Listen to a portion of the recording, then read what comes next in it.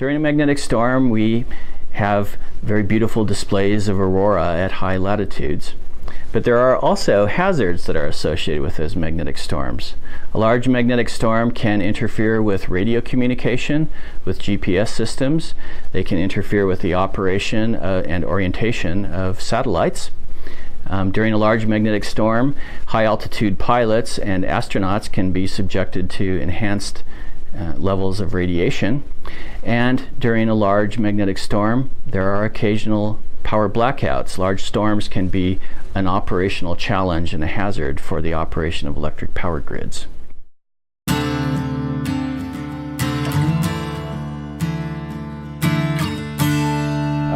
Magnetic storms are they're a hard concept to get one's head around, but essentially we're looking at a tremendous burst of energy coming from the sun. We might not feel that ourselves, but our electrical infrastructure absolutely does. Space weather starts with the sun.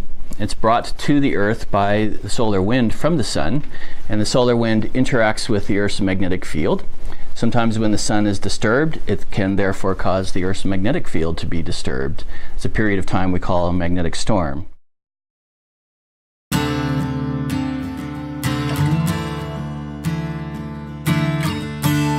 Geomagnetism is a very old science, and it traces its history back to the discovery of the compass, which was of course useful for navigating the world's oceans. It is really nothing more than a magnetized needle which can orient itself in response to the direction of the magnetic field. It's quite interesting. There are occasionally periods of time when the magnetic field of the Earth is time dependent. And that means that if you were to take out your compass and very carefully observe the direction that the needle was pointing, you would notice that it's not always pointing in the same direction. It's sometimes kind of vibrating around and moving.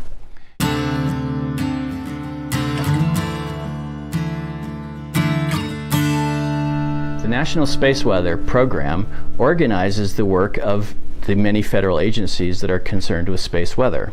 This work is important for our nation's economy and for our national security. Space weather is a variety of subjects which stretches from the sun to the Earth.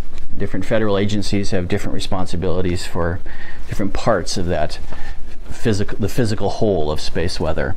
NOAA, NASA have responsibility for monitoring the sun, and they are also responsible for space-based monitoring of space weather. It's interesting though, the USGS has a very unique role. We monitor space weather from the ground. In effect, we are monitoring and essentially exploring space without ever leaving the surface of the Earth.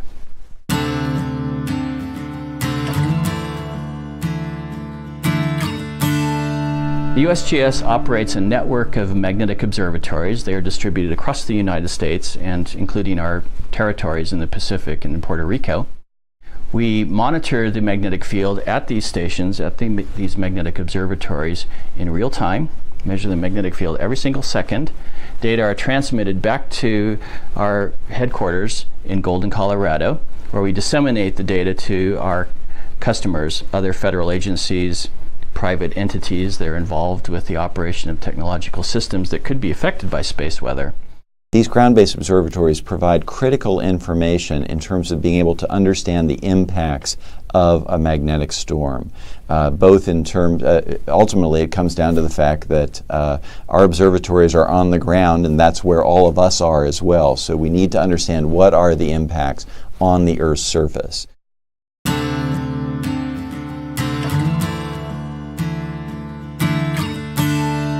I'd like to emphasize two new projects that the USGS has recently undertaken. One is to provide real-time data for the oil and gas drilling industry. These days when you drill for oil, you don't drill just straight down. You drill down and then you drill out horizontally. In order to do that accurately and to know where your drill bits are headed, you have to have some understanding of the orientation of the drill bit. In the instrument package that typically follows a drill bit during drill operations, there is a small sensor in there which measures the direction of the magnetic field of the Earth. But to know which direction you are actually going, you also have to compensate for the fact that during magnetic storms, the direction of the magnetic field can change.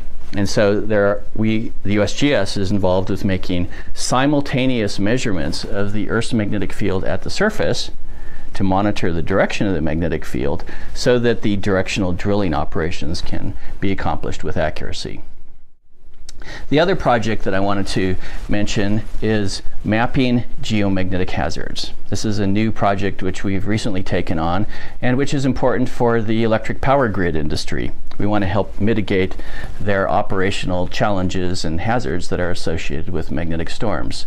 So we are involved with making maps of magnetic activity, which are derived from data acquired by the USGS from its ground-based observatories. We are also mapping the nature of the Earth's crust so that we can construct maps of geomagnetic hazards that are useful for the electric power grid industry.